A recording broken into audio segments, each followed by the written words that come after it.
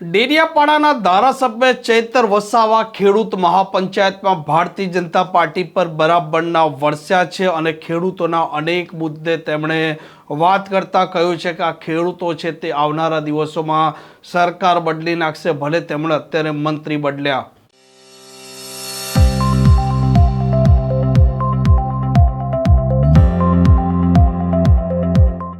નમસ્કાર, આપ જોઈ રહ્યા છો હોટલાઇન ન્યૂઝ અને હું છું આપની સાથે તોફિક ગાંચી। ગુજરાતમાં જે પ્રકારે કમોસમી વરસાદ વરસ્યો, અનેક ખેડૂતો પાયમાલ થયા અને ગુજરાતનું રાજકારણ પણ હવે ગરમ થઈ ચૂક્યું છે અને વિપક્ષના ધારાસભ્યો નેતાઓ સતત છે તે સરકારને ઘેરી રહ્યા છે અને ડેડિયાપાડાના ધારાસભ્ય ચૈતર વસાવા પણ હવે આકરા થયા છે અને તેમણે કહ્યું છે કે સરકારે ભલે અત્યારે મંત્રીઓ બદલ્યા, પરંતુ આવનારા દિવસોમાં ગુજરાતના ખેડૂતો છે તે સરકાર બદલી નાખશે। દેશના વડાપ્રધાન મોદીજી એક બાજુ ખેડૂતની આવક ડબલ કરવાની વાતો કરે છે, આત્મનિર્ભર ભારત બનાવવાની વાતો કરે છે, ત્યારે ભારતીય જનતા પાર્ટીને સરકારની એવી તો કઈ નીતિઓ છે અમને સમજાતું નથી કે અનાજનો ભાવ દિવસે ને દિવસે વધતો જાય છે અને અનાજ ઉગાડનાર ખેડૂત દિવસે ને દિવસે ગરીબ થતો જાય છે। આ ધરતી માતા પર એ ધરતી માતાને ખેડીને જ્યારે ખેડૂત બીજ મૂકે છે, પોતાના સમગ્ર કુટુંબ પરિવાર એમાં પસીનો વેવડાવે છે, સૂકો દુકાળ હોય, લીલો દુકાળ હોય, અતિવૃષ્ટિ હોય, માવઠાનો માર હોય, ખાતરની અછત હોય, રાત દિવસ ઝેરી જાનવરોની ચિંતા કર્યા વગર જ્યારે આપણા ખેડૂત ભાઈઓ પોતાનો કાચો માલ લઈને જ્યારે માર્કેટમાં જાય છે ત્યારે પોતાના ભાવ પણ પોતે કરી નથી શકતા, પોતાના માલનો ભાવ બીજા વેપારીઓ કરે છે અને આ વેપારીઓ દ્વારા, એમના ભાજપના મળતિયાઓ દ્વારા જે કટકી કરવામાં આવે અને એ કટકીના કડદા પ્રથા સામે આ વિસ્તારના ખેડૂતો જ્યારે લડ્યા, આ વિસ્તારના આગેવાનો રાજુભાઈ કરપડા, પ્રવીણભાઈ રામ લડ્યા,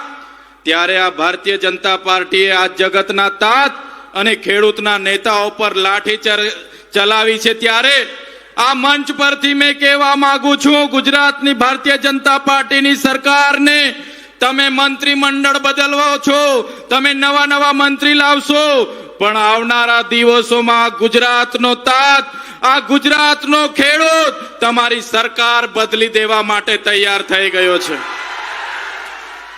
સરકાર બદલી દઈશું અમે। આ કડદા પ્રથાની લડત માત્ર સૌરાષ્ટ્ર પૂરતી નથી રહેવાની, આ કડદા પ્રથાની લડત આવનારા દિવસોમાં તમામ ખેડૂતોએ આપણે બધાએ જવાબદારી લેવાની છે। ગામડાઓથી લઈને આ લડતને ગાંધીનગર સુધી આપણે બધા લઈ જવાનું છે। તૈયાર છો બધા? બે હાથ ઊંચા કરીને સમર્થન આપવા લડતને ગામડાઓથી ગાંધીનગર સુધી પહોંચાડીશું। તૈયાર છો? ત્યારે આ સરકારની નીતિ તમે જોઈ લો। આજે 3 ટાઈમનું અન્ન પૂરું પાડનાર આ જગતના તાતની હાલત શું છે? આજે એમની સરકારના કડદા કરનારાઓને જેલમાં નાખવાના બદલે તમે ખેડૂત માટે લડો એટલે તમને જેલમાં જવું પડે, તમે વિદ્યાર્થીઓ માટે લડો, તમને જેલમાં જવું પડે, તમે રોડ રસ્તા માટે લડો, તમને જેલમાં જવું પડે।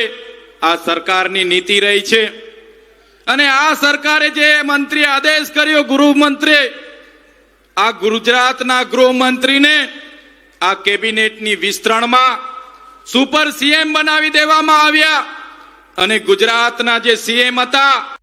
આ પ્રકારના સમાચાર, આ પ્રકારના અહેવાલ માટે હોટલાઇન ન્યૂઝ ચેનલને લાઇક, શેર અને સબસ્ક્રાઇબ કરવાનું ભૂલતા નહીં। નમસ્કાર।